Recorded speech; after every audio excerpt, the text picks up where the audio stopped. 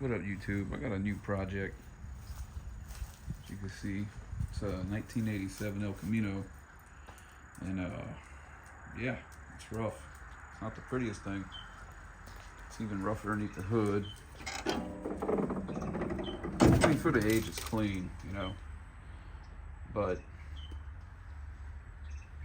the engine sure is rough. But I got something else for that. I can say the body's decent, and interior looks all right.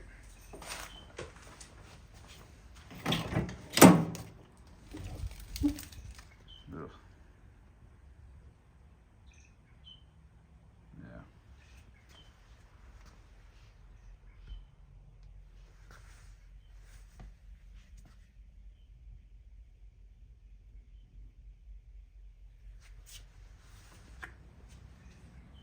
It's not too bad. Got like a rough spot up on the top, right about here.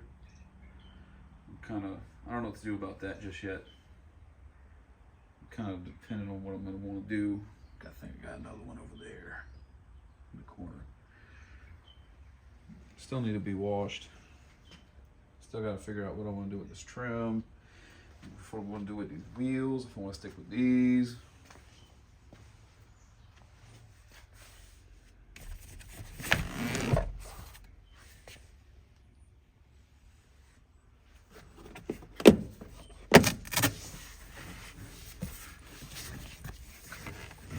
Still has a spare tire in here. I'll tell you how old that thing is. Jack's still in place. Still has the original radio. And of course the headliner. Gotta show that off. Oops. Getting used to a new gimbal, guys. Just bear with me. All the seals need to be replaced. I don't know what that was. This entire engine needs to come out. This whole thing, I'm doing an LS. Exactly what LS? I'm not sure yet. I want to do possibly a 4.8 I have laying around, or do I want to do something with a 6-speed, like a 6.0, iron 6.0. I would even do an aluminum 6.2, but finding them for a good deal is the biggest problem I have right now. Come on, gimbal, work with me. Look this way. It doesn't like that. Oh, it's really mad. Stay here, damn it. Oh. Come on, gimbal. There we go. Gotta figure this gimbal out. That's a project on its own.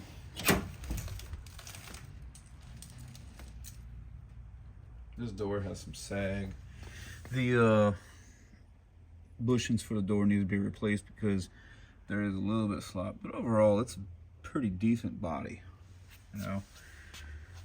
Look at the striker, or where the door actually hits the hinge. It's got a little bit of wear to it. Not too horrible. And I also don't know what the right mileage is. I'm seeing 66,000, but is that 100,000 and 66, or is that 66,000? I have no idea.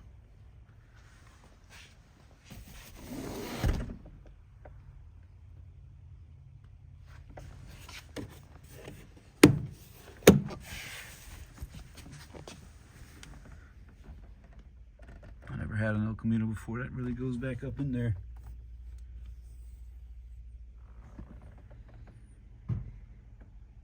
This gimbal has a mind of its own, I swear.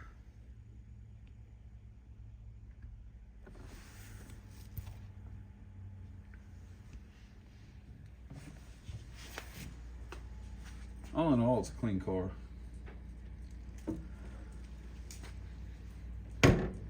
Yeah, that's definitely sag.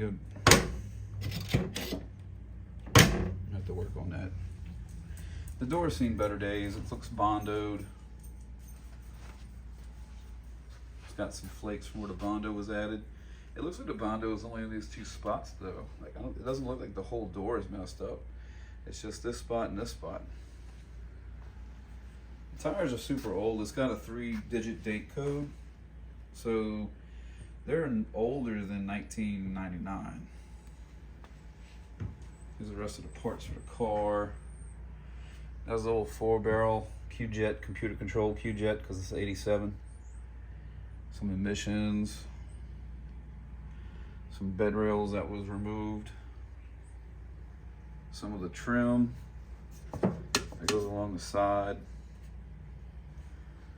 Here's the AC hose. Get that off. And yeah, that's the intake.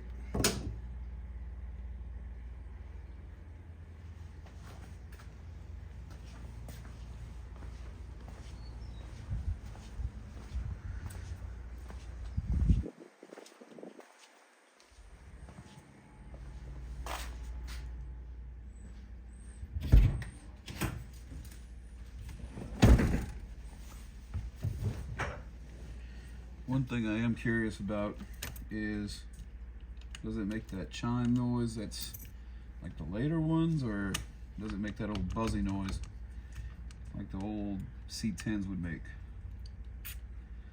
The key is a little stiff in here. I'm assuming that's got some of that old gummed up grease in there that they used to put in stuff, like that old thick white grease. The ignition's a little hard in here. That's definitely got to be taken apart. I don't know what that is. It's a little, I don't know what's going on with that. Should have a door key on here too. Yep. Some things are saying that it's got a 160,000 miles, but other things say it's got 66,000 miles. So let's put a battery in here and see what that sounds like. All right, so my dog's never heard that noise before.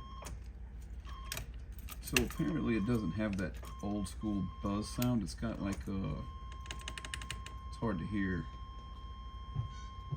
Battery's pretty weak too. I don't even know what the voltage is saying. We don't have technically any voltage. Something may or may not be hooked up.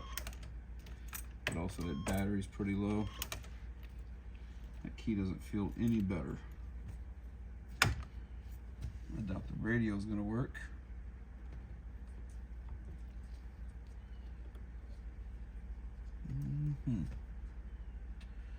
Yep, I don't see anything. Either something's not hooked up because a lot of this stuff is disconnected underneath the hood, or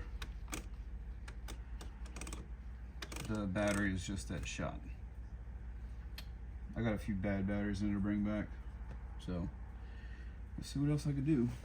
Well, the horn works.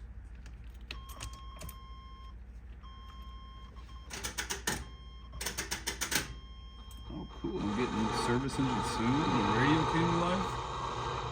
I guess it just had to be put in a start position. I don't know how the volts work on here. I don't know if it's digital or I don't know what's going on with that. The only thing that's got needle gauges is the speedometer and the fuel gauge. Let me get it out of AM.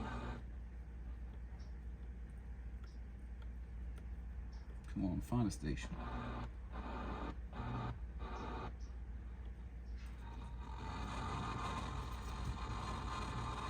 That must be as good as it gets. Yeah, that battery's pretty shot. So apparently, come on, go off. If I turn it in the on position, well now it works. It wasn't working before. I guess because they got some old contacts. Digital tuning. There's no cassette player on here either. Service engine soon. I wonder if it could be wrong. There's probably gonna be a lot of gremlins in here when I go to actually start it. But they can also clear up with the drive, knocking everything loose. See what else I can do with this thing today.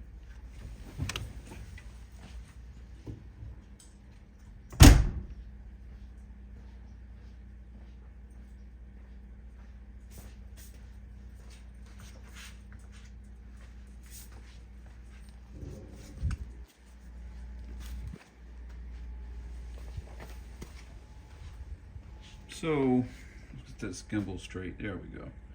So another thing I wanted to start doing before I take too much out, I took the AC line off the old dryer because this system was screwed anyways. It was empty. It wasn't doing anything. The compressor came off yesterday. This line came back over here. I took this line off, got it loose, and I quit. But it's ready to come out basically. The intake, this was taken off months ago, and that's when the decision was to sell the car because of all this corrosion. Like, I mean, that's pretty shot. So before I take anything else off, I'm gonna start labeling the harness. That way, as I pull it off, I knew exactly where it used to go. Now, the goal for this is to put an LS in it, and when I do that, it's gonna get totally rewired. I want to take this AC box out, and I want to go ahead and go through it, put new seals, reseal it to the car. They got this old, nasty looking glue snot stuff that they put on from the factory. I don't know what to do about that. This is going to take some Googling to figure out how to restore this in some sense. Maybe not like the factory spec and restore, but it definitely needs to be taken out and looked at. I am worried about the brittle aspect of it. I mean, it's plastic, so I'm betting that something's gonna break. And I need to be able to find some stuff like rubber hoses. That's for this blower motor, and this part that goes against the hood, this rubber weather stripping, is chewed there and here. So I'm pretty sure some company probably makes a reproduction of it or something. That's pretty much it for now. I guess I'll start labeling stuff and taking it off as I go. Well, that's all I'm getting done for today. I got a few sensors labeled. The low pressure, the blower motor resistor, and the actual blower motor. And that's good enough for today. I really don't know what this is. I thought this was a map, but then I looked over here and the map's still connected. Hard to see. There it is. I got some accessories off. I got the alternator out the way. I took the top shroud off the radiator. I then gotta disconnect the trans lines off the radiator. Pull that old battery out. Gotta take that battery tray out. Took the coolant reservoir out, and that's pretty much it. I just don't have a lot of time this week to fool with too much, so I guess I'll just make weekly videos of what I did if I work on it that week. And yeah, that's pretty much it. Little bit at a day, a little bit at a time. You're not getting everything done all at once. So that concludes this video.